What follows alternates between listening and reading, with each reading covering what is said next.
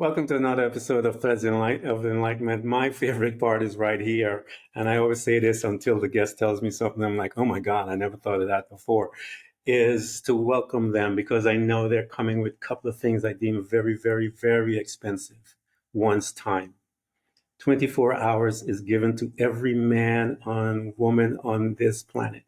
How we utilize that time, how we respect it, how we honor it will say volumes of your life.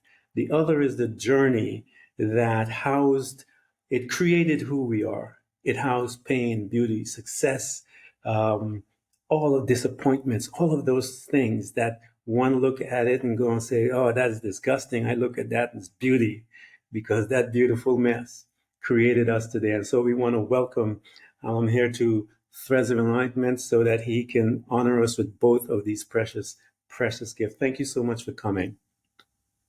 Thank you so much, Ken, for having me on the show today. I'm really looking forward to this conversation. Excellent. Tell the folks, introduce yourself and tell them, how do you serve mankind? What is that that you have created out of you and from you as you went through your journey, and now it affords you the pleasure of being a servant? Absolutely. So my name is Alain and I'm the founder of the Awakened Man movement here in Canada.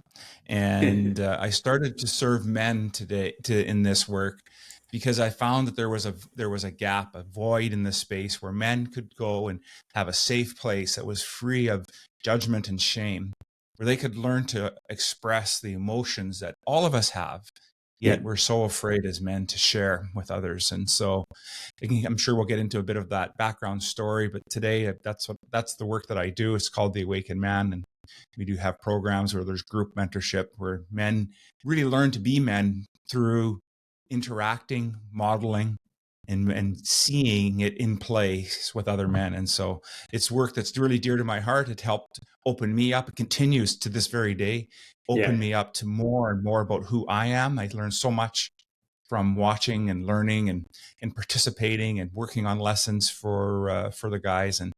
And I think it's something that's really needed. There's such a lack of masculinity today. I think there's so much confusion around that. It's changing and evolving. We need to change and evolve. And it's just my little piece. It's my little part in helping men become better fathers and husbands and leaders for their families and their communities. It's an honorable position to be in. As I mentioned to you on the onset, it is not that many that we have programs where men can get together and be men, and allow ourselves to be in a space that is safe to give us the space and the trust so that we can share as men and grow trust and honor each other to become leaders. Men is all about leadership. We become leaders in our family. That's the most important. And then you have your ancillary relationships from that. But the family is one of the core relationships. One of the places that we like to visit when we start this conversation is home. It is the space by which we have these two folks that have been traumatized. I believe that every man and every woman has been traumatized. We enter into this world by trauma. I believe also it's a foreshadowing that we enter into the spiritual world through trauma. And so here you are in this household we call family, that unit, and we have mom and dad, based on their perception of the world, they are now going to deposit some data into you. And that data is information to guide us through. How was your family like? Yeah, I'm the oldest of five children at home, and I can say that the family dynamic growing up for me was very much all around fear and shame. And I think the reason for that for my parents is that we didn't have a lot growing up. My father struggled with getting work. It took a while. By the time my third sibling came along, I guess, that things started to get a little bit easier. We were going through the 80s. If you remember, in the 80s, interest rates were extremely important. Were high, I should say. And there was lots of times I wasn't sure if the house is still going to be there. And Yeah. because there was so much stress and challenge in the family relationship, it was very hard. It wasn't a very loving relationship. Yeah. You had to just know that they were there to take care of us. And we knew that because there was always food on the table. Yeah. The family always got together for meals.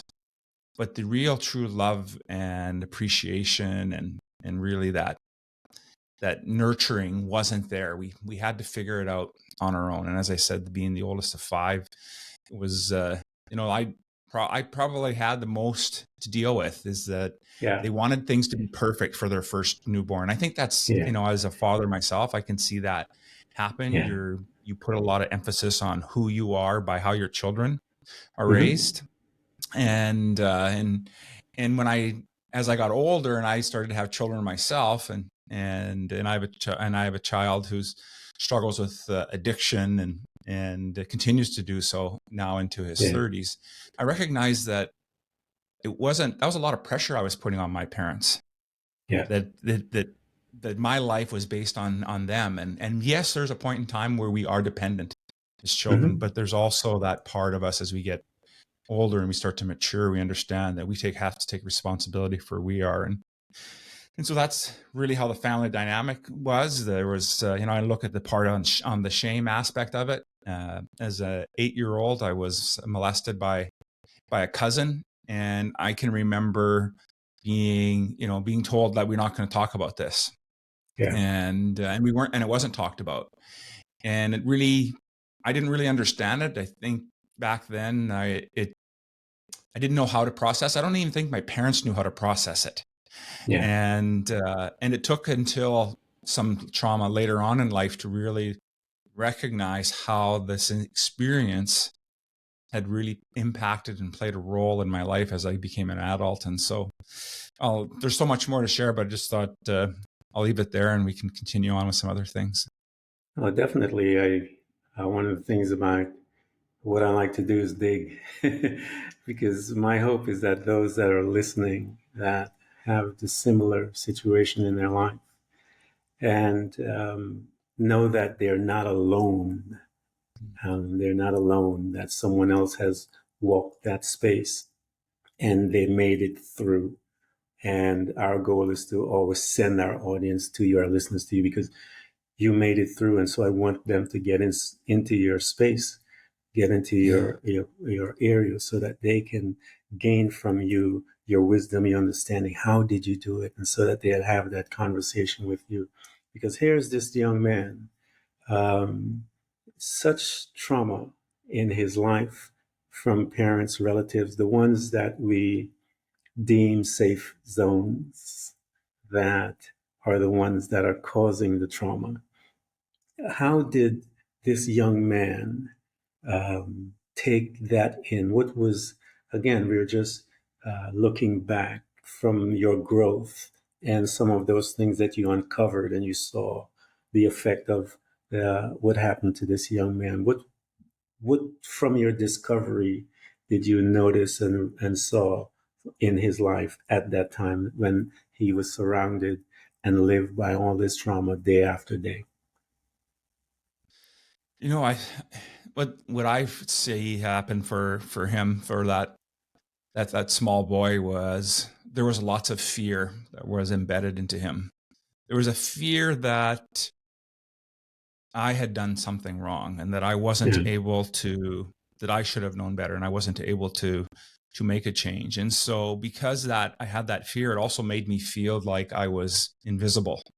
yeah, Nothing happened. And I found myself as I became older really trying to be this super overachiever yeah, so I could be recognized, so that my parents would say that they were proud of me, that would recognize me for who I am. And because of that, living that life and looking for that external piece of validation, I never had an opportunity to validate who I am and who I yeah, was.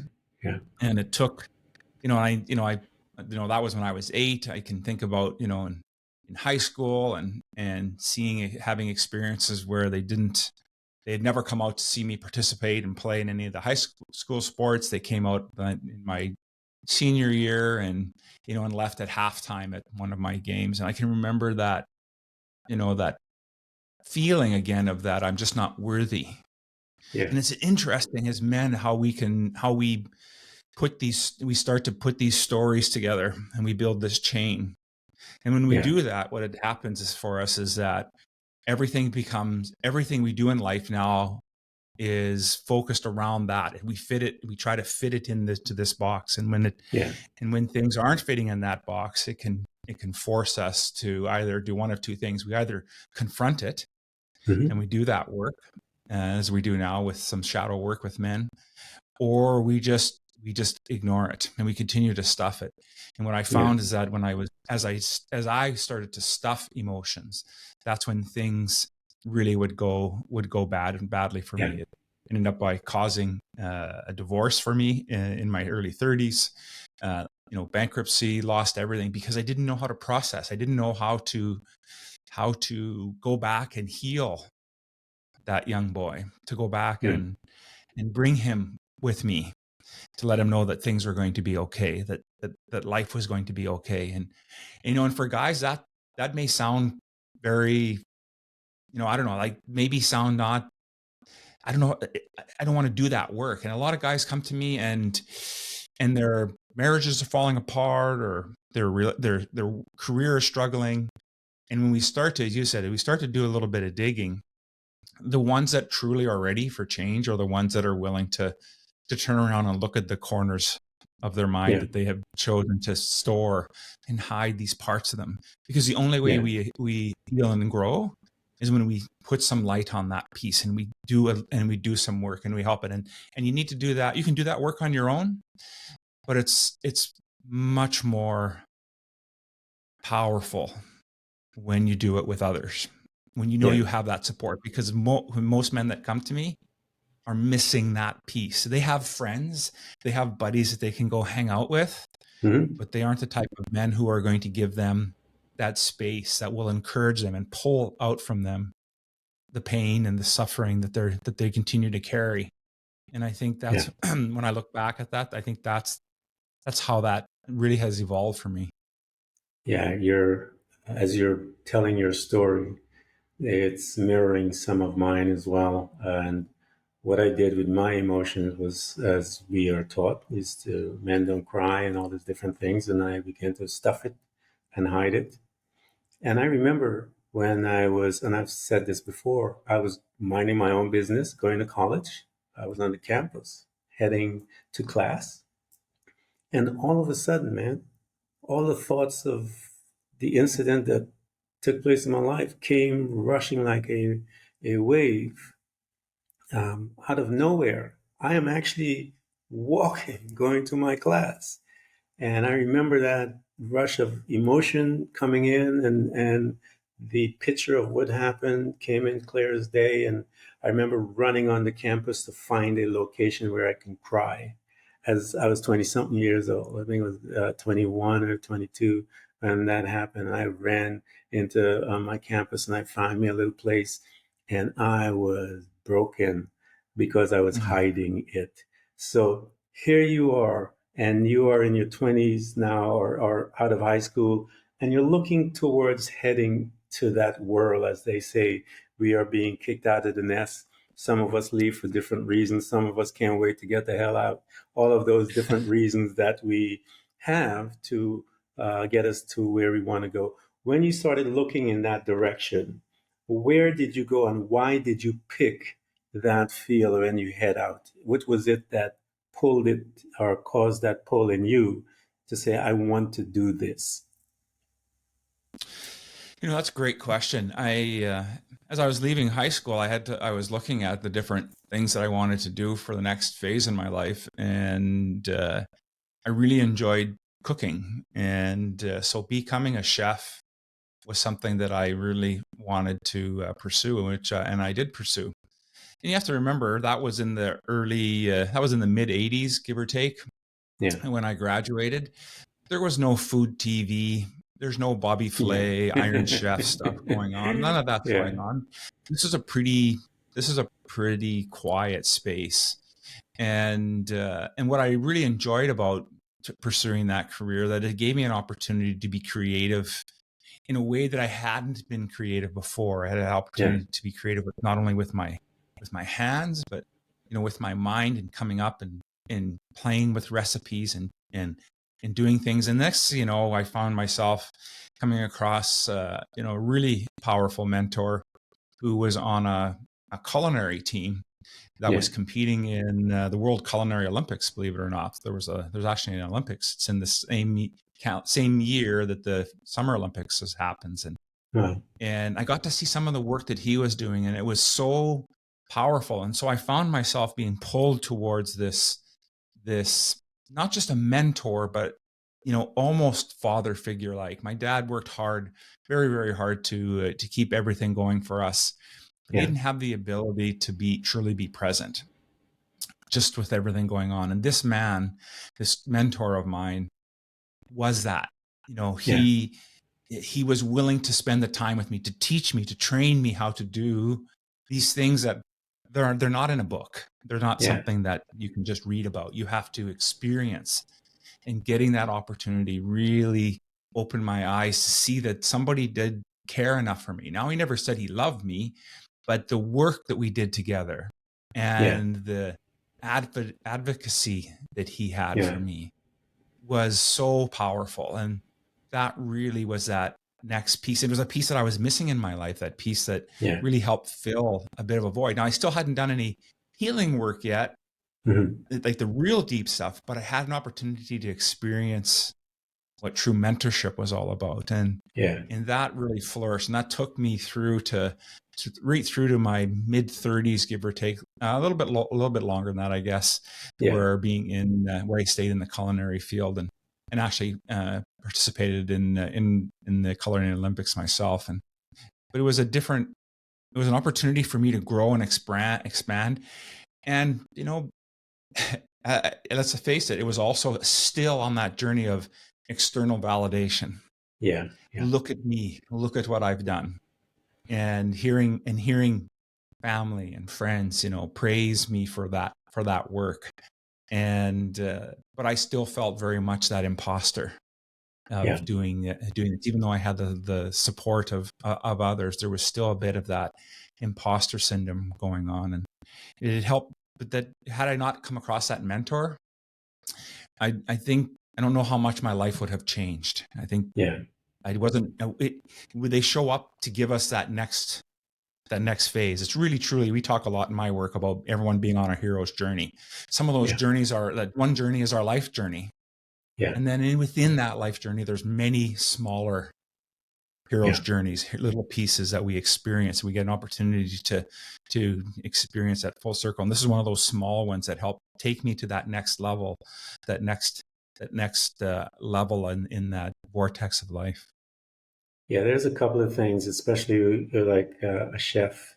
Um, you guys are beginning to use one of the most powerful tools is the imagination.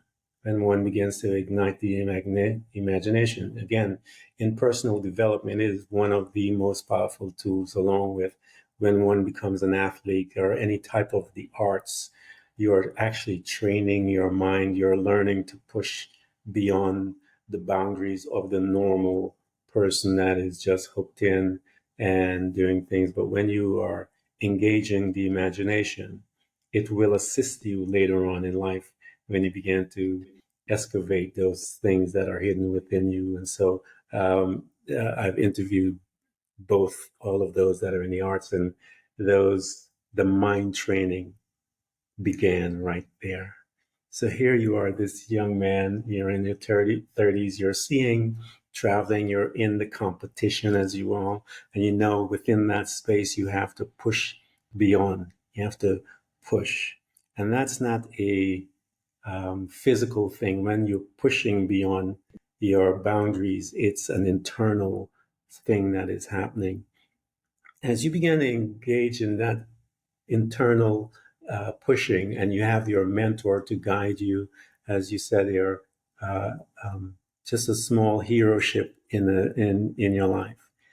when you began to start looking into in your 30s now, and you're thinking, hey, I've gotten this, I've gotten that, what's going on? Why am I still, there's not any rest when I'm home by myself? What was happening at that time? Yeah, great question. You know, as I said, the work with my mentor really helped me to expand and grow. But one of the things that still hadn't changed, while the external validation and the work that I was producing to the world on the surface looked fantastic. I looked like Yeah, I had the perfect marriage. I had, you know, a great career. But it was in that time that also everything fell apart. yeah, It's when the not just while the career was flourishing, but I ended up we got divorced. I had married my high school sweetheart. At the time, we had spent almost half of our lives together. oh, We had just had two children, very, very young. And this piece really forced me to start to look deeply about what was going on for me. yeah, And it was really the catalyst that started the personal development growth time in my life. So for the next 20 to 25 years, I spent that time really looking and trying to understand. I asked myself the question, how can someone be so successful in one aspect of their life, yet have every other parts of their life completely fall apart? yeah, And the answer I came to was that because there was no balance within my life, that all of my energy, literally all of my energy was focused on my career. The things that other parts of my life that still needed my energy, that still required me to show up as a father and a husband, were yeah, getting zero time from me. And it made me think about that time after everything had fallen apart, to think back about, this is the position that my father was in yeah, terms of so focused at keeping the family, keeping a roof over our heads, keeping us moving along, but not having that time to truly be present and with the family. And so part of that trauma for me, that when the divorce and the bankruptcy all happened, is that I didn't really recognize that it was really a depressive state, but it truly yeah, was, for 2 to 3 years, where I oh, hardly saw my children. And because I was so embarrassed, there was, again, now I'm starting to work through this shame aspect that was so yeah, prevalent in my childhood, that how could I have my children come over and see me visit their dad in a 500 square foot bachelor suite? I have yeah, nothing to offer them. That's what I was telling myself. I have nothing to offer my kids, forgetting that the only thing that they were looking for was me. it's you, yeah, They didn't care about yeah, what place I was staying. They didn't care about how many toys I had. They wanted to spend time with me. yeah, And it took years of this work, this mm-hmm. self-development work, and in doing work such as through timeline therapy and doing different types of and self-hypnosis and this work, to really start to unpack and understand. And I still hadn't really embraced the spiritual aspect of my life at this point in my career, that there's our perception about who we are is all based on the stories, Mm-hmm. and within those stories are the limiting beliefs, and Yeah, I call them lies, that we tell ourselves. yeah, And the continuous lie that had been most prevalent in my life was this lie that I'm not worthy. I'm not worthy of my children see me. I'm not worthy of having love. I'm not worthy of being a good father. And they were all lies, because they are built upon a foundation of of misrepresentation about what happened in childhood. And yeah, so for me to be able to accept who I am today, I needed to take responsibility for where I was in life. And yeah, that's one of the things that I ask men to do when they come to do work with us, is that, are you ready to take responsibility for who you are? Because everything you have today is based on the past. yeah, And so when it is. when I was ready to take responsibility for who I was, then I could take responsibility for where and who I am. Then I could also own who I aspire to become. And I know we talked a little bit about that just before getting on. I'm sure we'll get into it. And that's the catalyst that started to do this work, and the digging and going deeper I had another mentor in my life, and he said the longest journey that any of us have to make, Alan, is from our head to our heart. To the heart. Yeah. And and at that time in my life, it was just starting that Mm-hmm. journey. We're starting to go through that. So I'm starting to go through that piece, and it took another couple of times in my life, a little later on in my mid 40s, to really recognize that the work that I thought I was doing, Yeah. I still hadn't dug deep enough. Yeah. The work, Alan, the journey, if you will, is this. As your mentor said, the crust of the journey is the journey from the our natural thinking, the conscious mind, to the subconscious mind. The subconscious mind, when we look at it from a religious aspect, they identify it as the soul of the man. That soul is who we truly are. The conscious mind is the mind that has been programmed to think a certain way. We've been programmed through society, religion, corporate democracy. We've been programmed through educational systems. All of these systems, tradition is another entity that programs us. And a man ought to behave this way, the provider. That's the one that they use to keep us um, in control. And I tell people the I put it this way, the terminology that they use is that you have to be normal. A normal man will be plugged in, not see his children and his wife. Just, you come home from this hard work, you put in your 8 hours, your 9 hours, sometimes more in many cases. You come to the house, they have drained everything out of you. You got to your house with your wife and your kids, and you're done, man. You eat the food, you crash, you talk to your kids a little, or they try to play with you. You're so exhausted, you're spent. And then you repeat and rinse 30 plus years. And then we wonder why we end up in divorces and so forth, because we've neglected the key pieces of our existence. And we haven't made the journey the from the natural mind down to the subconscious mind, the soul, and giving the soul control of you. When we do that, but you gotta be ready, man. That's a journey that you have to be ready, because to make that transition is a walk of faith. And if you're not ready for that, you're never going to move. And because you're never going to move, your life will always be back in that circle again. So here you are.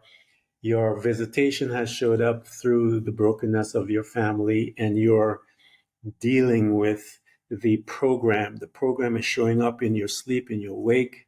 You're less than, you're not worthy, all of this. So, what tools did you start bringing into your life to have that conversation with you to say, well, I think there's a little more in there? You mentioned hypnosis, you mentioned a couple other things. What tools did you started to, as you are gaining knowledge now, as you're hunting, if you will, to find that those knowledge that are out there for you, and began to utilize the hypnosis and others?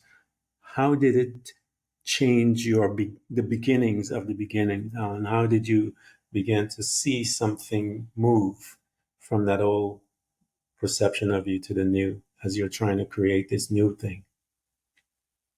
Yeah, great question. Uh, Again, I think it really started with still an intellectual exercise, right? And Mm-hmm. so, what the work that I started to do was really question, as I said earlier, looking at the Mm-hmm. beliefs, the limiting beliefs, the statements I was telling myself, and Yeah. really doing that work. And so, but in order to have a belief, behind a belief, or what's holding a belief, is a value or a set of values that Yeah. we feel are there to support us. And at some point in time in our life, the values that we hold do serve us. Mm-hmm. And so the work I started to really do is looking at, and some of this was work that was happening through my NLP training, which helped Yeah. me to really understand the language that I was using, the type of Yeah. terminology, and the meaning behind that. And so when I started to look at the values that I had, and so there's lots of different ways to do a value exercise. I use a hierarchical aspect, picking anywhere from 10 to 15 different value verbs that Yeah. that I hold true, and then really measuring them against each other. Is trust more important than honesty? There's Yeah. no right or wrong answer here. It's just an opportunity. It's just a way for me to distill to a point where I could come down to 5 value words or statements, Hmm. and then 5 value words that I could then craft a statement from that about who I am. Yeah. And then through that work, then I could start to look at, well, what beliefs do I have that support that, and which beliefs do I have that do not support that statement? And that's when I really started to understand that this is, to your point, this is a very difficult, can be very difficult and It's a challenging lot of work to do. work. Yeah. And so that's where self-hypnosis was the first piece that I started to do, doing Yeah. hypnosis work. But I found that while that did help, it wasn't until really starting to understand meditation. And I have another mentor who came into my life. His name's Uday, and he comes from the Hindu philosophy. Yeah. And he introduced me to the Gita and encouraged me to read it. And so I was starting to open up and understand the different aspects, the different pieces of life that are really driving this chariot, Yeah. and all these Yeah. emotions and these things that are happening. And that was starting that to help me distill and go beyond the intellect. Yeah. And then we're now starting to be able to use different language to speak Yeah. a way that was more empowering for me versus disempowering. So instead of saying that I wasn't capable or unworthy, I would say things like, I've yet to learn this skill, Yeah. and that's Mhm. and I choose to work on that skill.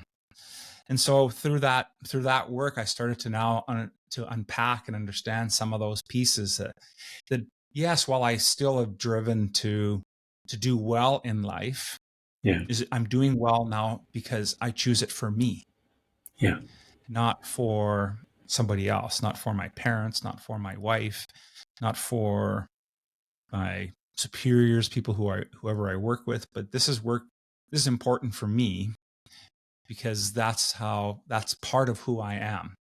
Yeah. And that work really, through using those value assessments and limiting beliefs, then ultimately I came across some new thought work through science of mind Hmm.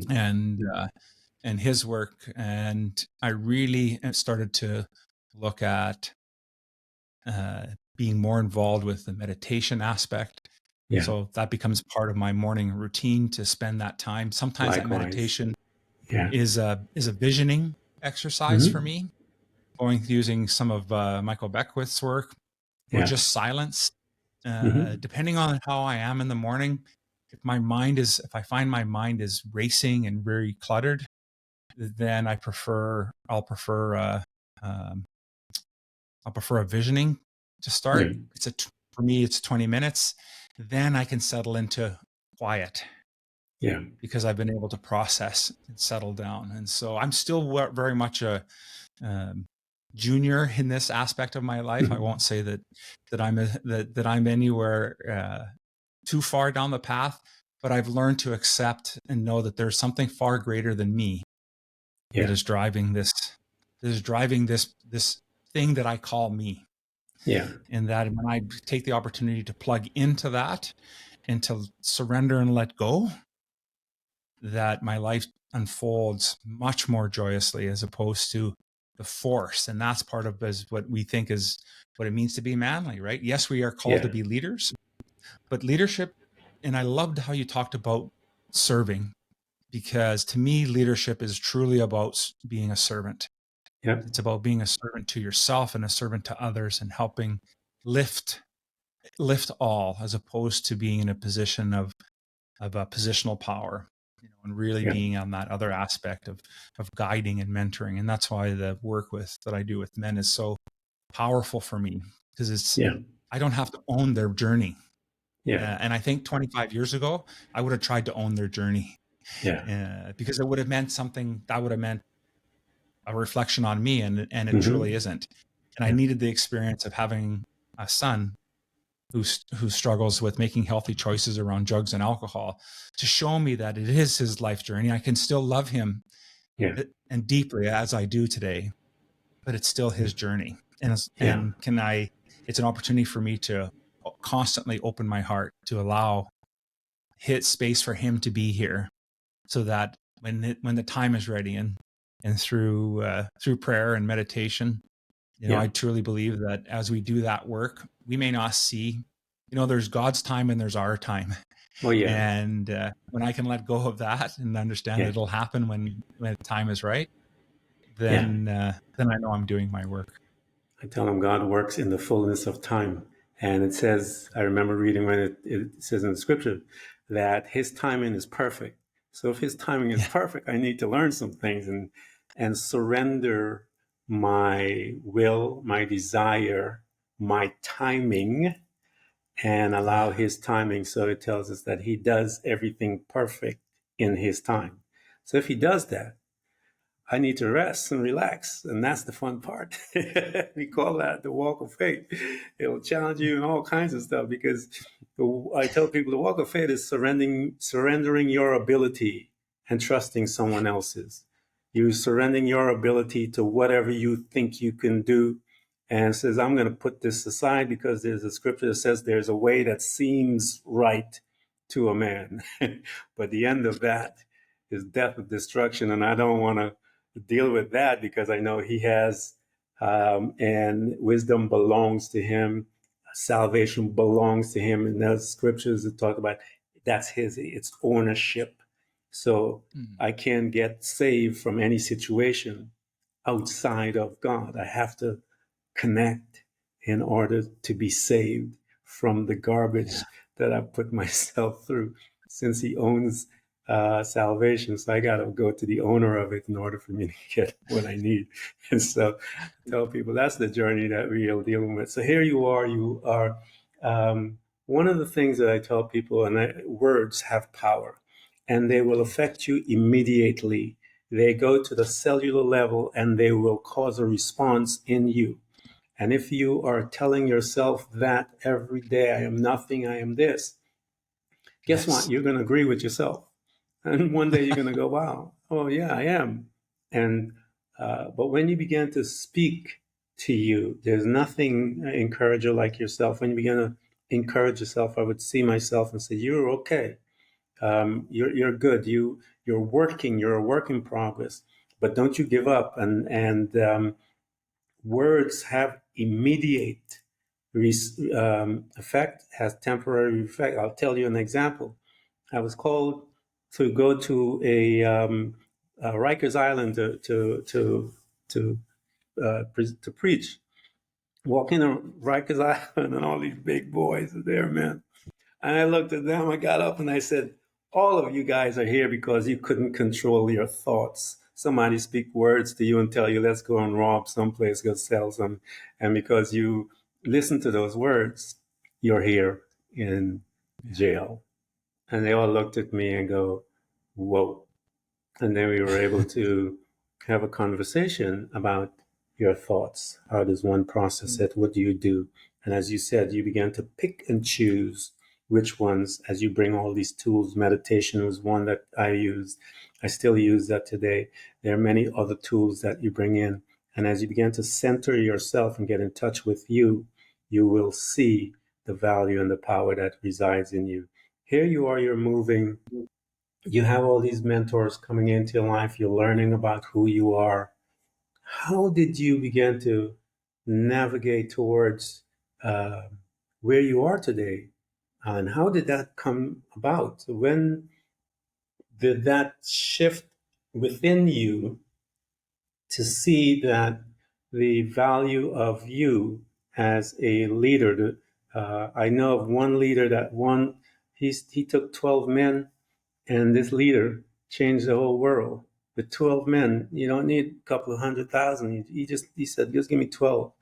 And he changed the whole world with 12, and he led them to show them who they were. Where is your faith? What do you can do? Greater things. I mean, you want to walk in the water? Come on out. And he walked by faith, just like Jesus was walking by faith. So, disciple is where the thing, and you became a disciple as these mentors began to deposit things into you. How did you begin to make that shift, Alan?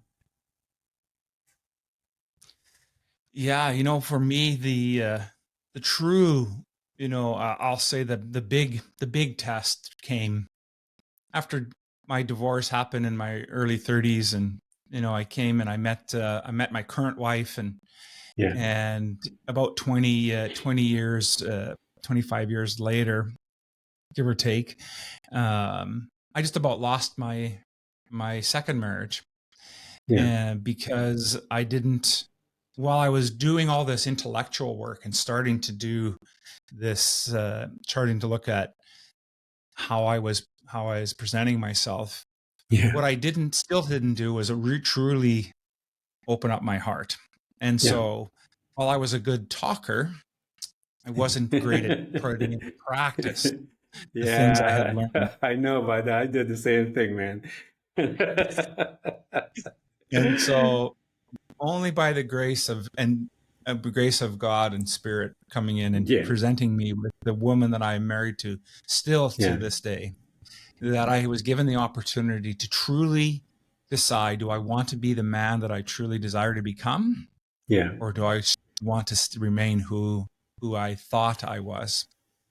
And that was a hard pill to swallow, because it forced me to really look at who I was. And so I really dove into that work. And that was the first time that I came across knowing that at least in my part of the world here, is that there isn't a lot of space, or still isn't to this day, for men to go to yeah, talk about things. Now, I have friends, I have very close guy friends, but they didn't learn no one taught them how to support and yeah, help yeah, somebody through a journey. They didn't have that skill set. And I looked at that and I went, there's got to be an opportunity for me to serve others. yeah, Man, I'm not the only one going. The divorce rate's far too high. yeah, And there are men that are struggling through it. And I'm in this place. I've been giving this opportunity to truly change who I am. yeah, And so I started looking at that work. And then it was in that process, about a year and a half into that work, that my father-in-law passed away. And my father-in-law was really, I'll say, was my best friend. He yeah, was together with us. He lived about a block and a half away from us. We would hang out. He raised two wonderful daughters. I was truly the son he never had. And so when he passed, and I was the one who ended up by finding him, um, it was another part that really ended up by breaking my heart. Like, yeah, my heart was broken, but it wasn't completely shattered until that instant. And when that happened, and I looked around for help yeah, and for support and for guidance, there was none to be found that I was comfortable with. Don't get me wrong. yeah, yeah, I went to grief counseling. yeah, I went to to different support groups, but guess who's sitting around the chairs? Most of yeah, it is women. Very few yeah, men show up. And again, another instant, Spirit was there to say, to show me that this is work that needs to be done, Alan. yeah, This is your work to do. And that's really the catalyst. And I started to do that work just prior to the pandemic coming on board, yeah, and led a group of 10 men through a process now that I call Return of the King. And it's an opportunity for them to look at their values, their limiting yeah, beliefs, to really start to unpack different aspects of their life. And in the end of this 10 lesson plan that they all go through, as they craft a life vision statement for who they are as men, for who they yeah, aspire to become. And it's the start of them to really do deep healing work, really looking at the parts of their life that they've been reluctant to look at. it was really those last two pieces that gave me that opportunity to really embody and put into practice everything I had learned. I started Yeah. also looking at my spirit, really diving into the spiritual aspect of my life, and taking training and lessons on, on spiritual piece. I still haven't quite figured that part out, to be honest. Yeah. I still not sure where that path is going, but I just, instead of trying to control it as I would have before, I'm just Yeah. allow spirit to guide me towards that next piece. Yeah. And accreditation isn't as important as it was 25 years ago Yeah. as it is for me today. It's about the depth of knowledge and understanding, and for me to continue to unfold my life and grow as much as I Yeah. can. It's, as I said earlier, it's about becoming, and we don't know what we're becoming, but we are becoming something, and that becoming, I believe, is forever. And the reason why I asked you that question earlier, how did you get there? Because I believe the reason I've done this, I don't know, probably about over 1,000 people interviewing, and I believe every single one of us go through the journey because there was a need beyond the journey. Yeah. And when we come into the space of servanthood, those men the first 10 that you took, they were waiting there for you. You had to go through all of those things so that you can comfort with the comfort that you have been comforted with, as they say. You had to go through to gain the knowledge, gain the insight, gain the know-how. You had to become familiar with the downfalls, the pitfalls, the highs, the lows, all of those things. As you are able to see it, recognize it, know where you need to, and while you're going through and you're learning the question to ask to get the results. Why? Because you're asking yourself those questions. Mhm. And as you're asking yourself those questions, you are being, the metamorphosis is happening to you, and you're changing and becoming.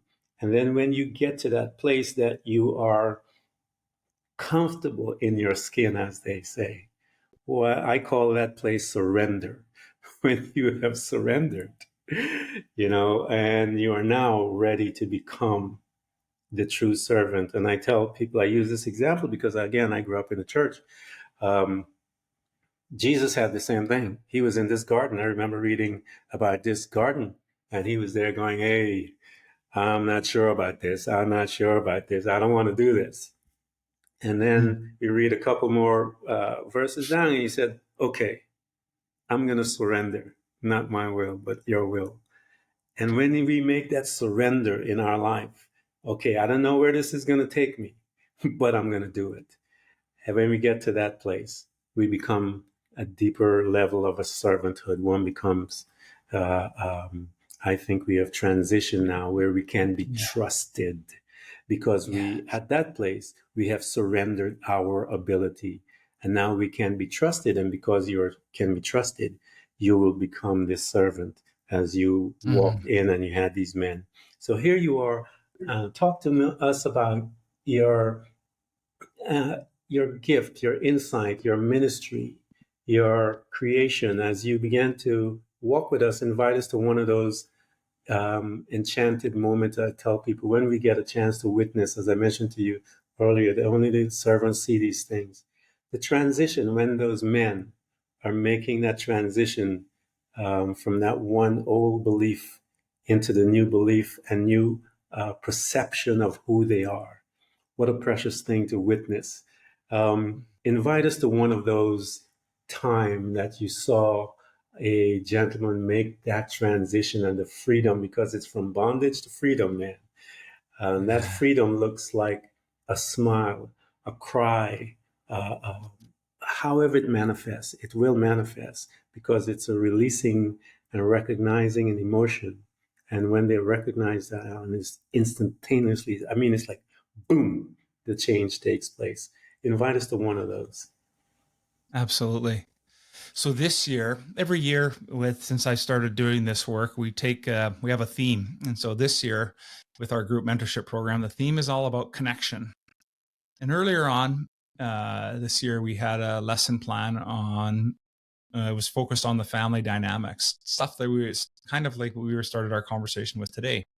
But specifically in 1 month, we talked about the invisible presence in every man's life. Yeah. And that invisible presence is the presence of our mothers. Yeah. And as men, if we haven't learned how to decouple from our mothers, what ends up by happening is that we repeat and we struggle with our relationships, our marriages, our significant relationships. And so through this journey that I was taking the men on, we were talking about how that dynamic looks like, and how depending on different situations, we can become surrogates for our fathers or for a significant model for our mothers, unbeknownst to ourselves. Yeah. And when we started to talk about that and had some examples, I had one gentleman who he was just floored because he didn't recognize how that relationship had impacted. He came to us, he came to this work with us because he was really struggling with his relationship and his current relationship. And he had some addictions to porn and some other things that he was working through. And you could see that this is a very good man. He really wanted to do the work, but he had not discovered and understood the relationship between his mother and himself, and how that was playing out in his life. Yeah. In the moment that we were having those conversations, I have 2 meetings a month with the gentleman. The first meeting is early in the month to introduce the lesson plan. There's always an exercise for them to go through. Usually it's a thought exercise of some sort. And then when we get together as a group later on, they get an opportunity to talk about their experience going through this work. So that men get enough to see that, hey, I'm not the only one going through this. And I didn't understand that perspective. And as we did that work, he started, you could see a weight was being lifted off his shoulder. I wouldn't say it was all off, but he became much more vibrant because he finally got that aha moment that this relationship that he had with his mother was very unhealthy. And it had led him to be this, and put him into this position that he shouldn't have been in. And so he needed to start to do that healing work. Now we're, depending on what kind of healing work the gentlemen want to do, some of them will do that with us. Others, I always encourage them, please go find somebody that you're comfortable with and do work. And I do partner with other men in the city that will do different work for guys specifically on trauma, healing around porn addiction or anything along that line. And so we work pretty close together that way, because the guys need different things. They need different mentors. I don't ever believe that come to our work and we're the only thing you need. We are just a piece along the path. And if I can lead you to taking that next step so that your evolution can continue, then I've done my work. And that's happened for this gentleman. And it was so good to see him start to do that work. And so today he's much more open about stuff. He still has much more work. He's like, it just unpacked, right? And you know what that works like, right? You finally come get this realization, and then you look at that pile of manure and you just go, this is lots more work to dig through. This journey is about, it's not about speed. It's about surrendering and looking at the new things and unpacking and surrendering and unpacking and surrendering. And it's a painful journey. The personal development is not for people that have been programmed with Western society's mentality, the quick fix. This is an ongoing thing. A lot of people, there's a couple of really, some enemies of personal development I tell people to look for when you're going to start your journey. Perfection, there's no such thing. And complacency. Complacency, you cannot rest. You cannot rest when you're on personal development. There's no such thing. You may be in a, I call it the zone is where you are quiet for a minute, but you haven't surrendered your quieting because you're receiving data. there's a disturbance within you that you're about to be stretched further than you ever imagined that you can be stretched. And sometimes there's this little hole in between that movement and shifting from one to another, simply because you're about to journey. And I figure, let me give him a little rest before we start all over again and show you some things about you that you never even knew exist. Yeah. And the journey is until we die and beyond, guys.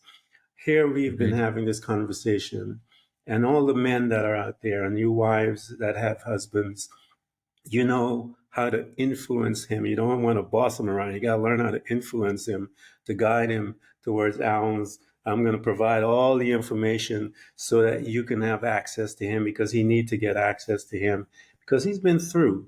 He's been through the divorce. He's been through the marriage. He's lost. He's gained. He's been through losing everything from scratch and starting rebuilding again and becoming useful, finding one's purpose and becoming purposeful. I tell them that's some beautiful stuff in there. And we're going to provide everything for you guys to reach him, because you need to. Men, listen to me. You need to find a man that's been through and know what it means to be man. And he has other men. And most of us, we need that safe space so we could dump, if you will, and know that Mm-hmm. it is not going to be used against us.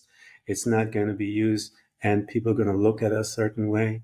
We have these men that are willing to hold you up and hold your hand and walk with you and say, come on, brother, I know where you're at. We can do this with you. And so I want to thank you so much for coming to Threads of Enlightenment. This has been a beautiful conversation, man.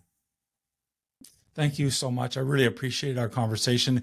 It went in a completely different direction that I was anticipating. I always like that. It was a great surprise. And I loved being able to share the different aspects of my life's journey. And so thank you so much for being a fantastic facilitator for today.